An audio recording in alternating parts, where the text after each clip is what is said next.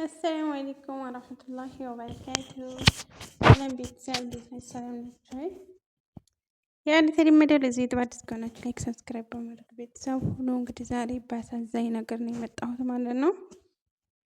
እንግዲህ አብዛኞቻችሁ በቲክቶክም በሁሉም ሶሻል ሚዲያ ሲዘዋወር አይታችኋል ብዬ ተስፋ አደርጋለሁ ማለት ነው።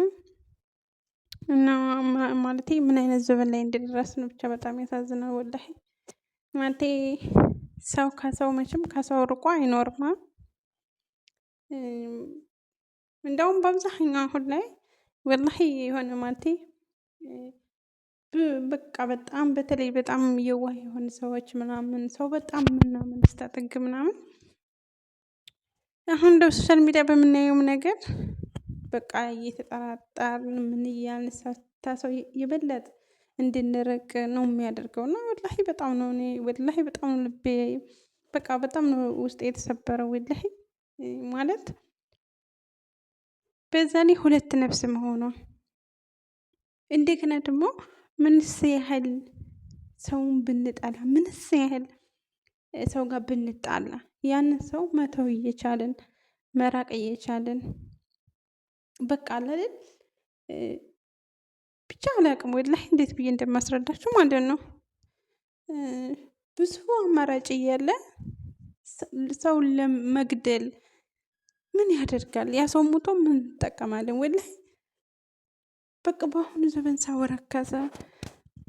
በተለያየ ነገር ምቀኝነትም ካለ ከዛ ከሰውም ትንሽ አለ ካላችሁ በቃ በአካባቢያችሁ ያለ ጓደኛ ወይም በቃ ያ ሰው ነው የሚያጠቃችሁ ተሩቅ መጥቶ አይደለምና በጣም ያሳዝናል ወላሂ።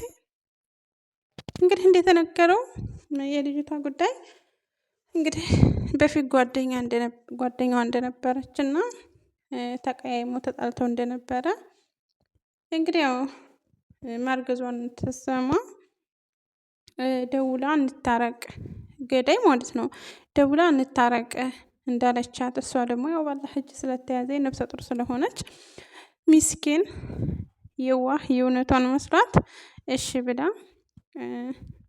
እንግዲህ ይታረቃሉ ማለት ነው። እንግዲህ አጅሪሽ ያኔ መጀመሪያ እንታረቅ ያለችው ያቀደችውን ነገር አቅዳ ነው። ከዛ በኋላ እንግዲህ ስታታረቁ በኋላ የደስ ወይም ደግሞ 5 ቀን እንግዲህ አስባችሁታል ወላሂ 5 ቀን ነው የቀራት ለመውለድ ማለት ነው። ያ 5 ቀን ለመውለድ እንደቀራት ስለምታውቅ ኬኳን አሰርታ ምን አይነት አውሬነት ምን አይነት በቃ ማለቴ ምን ገብቶብን ነው ግን ወላሂ ማለቴ በፊት እኮ ወላሂ ኢትዮጵያ ሆና የሆነ ዶሮ ሲታረድ የሆነ ነገር እንኳን አይናችን እንዴት ነው የምንይዘው? በቃ ማለቴ በቃ የዛችን ሰዓት እንኳን ትንሽ እየሆነን እንኳን በፊት ያችን ነገር ነፍስ እንደሆነች ውስጣችን አውቆ ማለት ነው። የሆነች ነገር ሲታረድ ወላሂ እኔ በሩቅ ነው ሩጭ የሚሄደው ወይም ደግሞ አይኔን ነው የሚይዘው። በቃ አሁን ግን በቃ የሰው ልጅ ረከሰ። በቃ ለቃላት እንኳን ተሸገርን ወላሂ በቃ የሰው ልጅ ረከሰ። ለምን ይሄን ያህል እንጨካከናለን? ሰው ከማን ጋር ይኖር? ከሰው ርቅ ይኖራሉ አትሉም? ሰው የሚያስፈልግባችሁ ሰዓት ይኖራል ወላሂ። እና እንግዲህ ያኔ እሷ እንደዛ ብላት እሺ ብላ ከታረቁ በኋላ እንግዲህ ኬክ አሰርታ ወደ ቤቷ ይዛ ትመጣለች። ይችኛዋን በፍቅር በደስታ ወደ ያኔ ቤቷን ትነግራትና ትመጣለች። እንግዲህ አጅሬ ነገሯን ጠንስሳ ነው መጀመሪያ እንታረቅ ያለችው። እንግዲህ እዛ ኬክ ላይ ወደቼ ማለት ነው እዛ ኬክ ላይ እንግዲህ እሷ የሆነ መድኃኒት አድርጋ ነው ይዛ የመጣችው። እንግዲህ ያው እነሱም በደስታ ሁለት ጓደኞቿም አብረዋት ነበሩ። ያንን ኬክ ቆርሰው ተደስተው በሚቀምሱበት ሰዓት እንግዲህ ሁለት ጓደኞቿ ራሳቸውን ይስታሉ። እሷም ራሷን ትስትና ትወድቃለች።